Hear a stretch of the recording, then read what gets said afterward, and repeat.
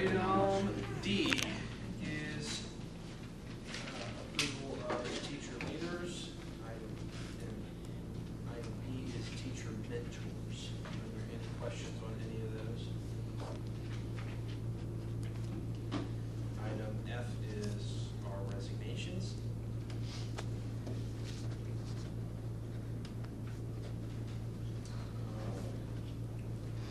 Then we have transfers and volunteers.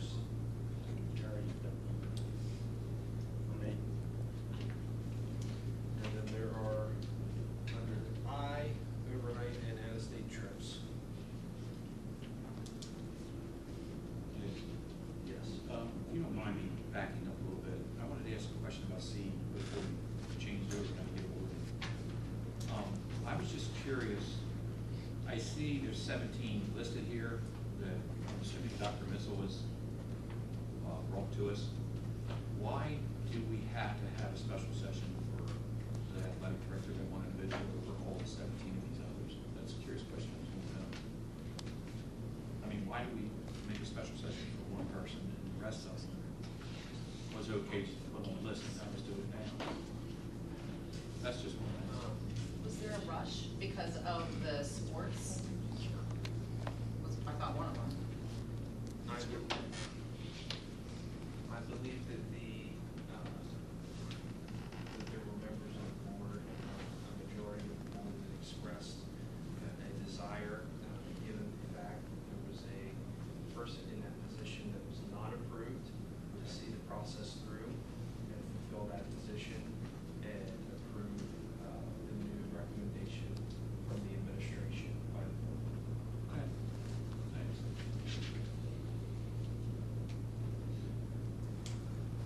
Any other questions on the rest of the personnel report?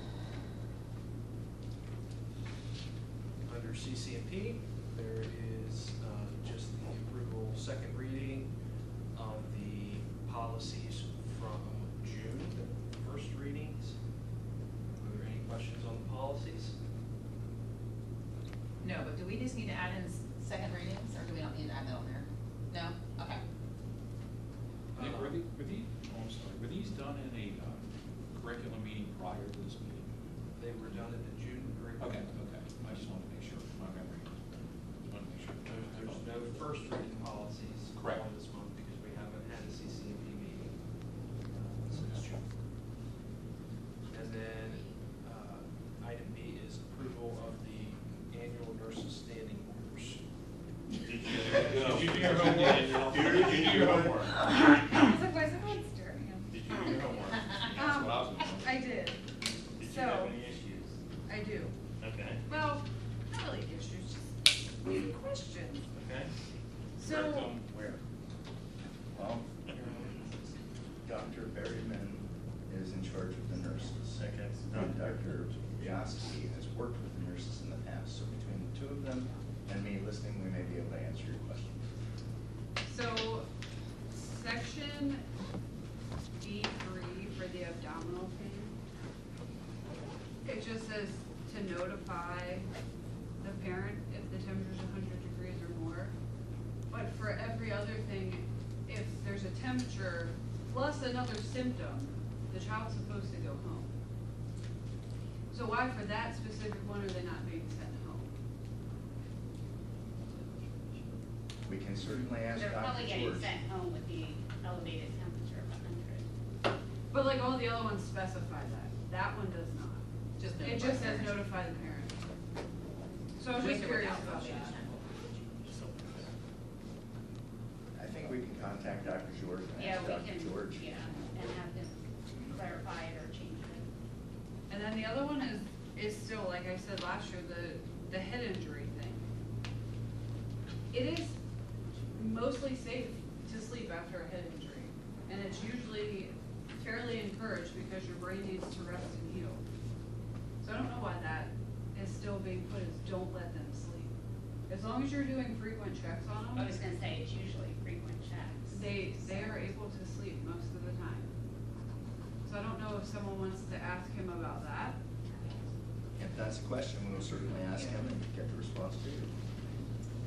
But everything else, for the most part, is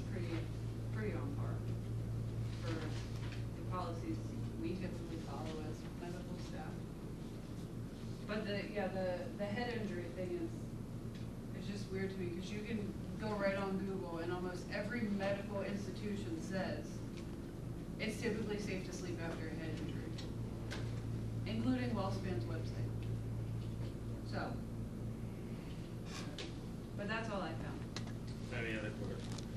Are there any other questions on any of the CCFD items? And a report? Okay. All right, then we've got tech prep, which Steve's taking. There was no meetings. Yeah. You're taking over for PSBA, LAU, which I haven't seen anything yet, and then, okay, that's it for that. Is there any other new business? Yeah, I just, wanna, not only acknowledge, but, recently, I'm sure we all heard about the 2 students from the graduating class of 2022, which I believe was Nick's class, Yes. who passed away, from accidents within a week of each other. So it's been a very sad thing for, the community to hear this information. They were so young. Yeah, so I just wanted to bring that forth. I would encourage you to bring that forth Next week? next week, Okay. on the board announcements, or even more during the moment of silence, would be probably even more appropriate. Oh, yes, and, well, along there, I know, I think, Miss Johnson did bring up about the middle school teacher that also passed away suddenly, but next week, so I don't have to do it if somebody else just wants to do that, whoever's, I guess, I'm fine with that, but I just wanted to add that to the list, thank you. Okay. Anything else in new business? Yeah, Dr. Menzel, Yes. solicitor reports, non-invoices, haven't seen any for a long time. Haven't gotten any for a long time. Oh, Mr. Walker's gonna be here on Monday night. You can certainly ask him and remind him to get the solicitor reports to us. another thing, Dr. Menzel, we discussed 2 months ago about writing no cost for Kathy Griffin. I have seen no movement on that. Yes, one of the things that we discussed was we would need to be able to sit down and figure out how the costs were collected and gathered, how we delineate between Mrs. Mummert's time, other individuals' time, how we work through, and we're still working through trying to figure out how we can come up with a cost for effort and work. Okay. That's an answer. Any other questions in new business? Hearing none, need a motion to adjourn? So moved. Second, Wrestler?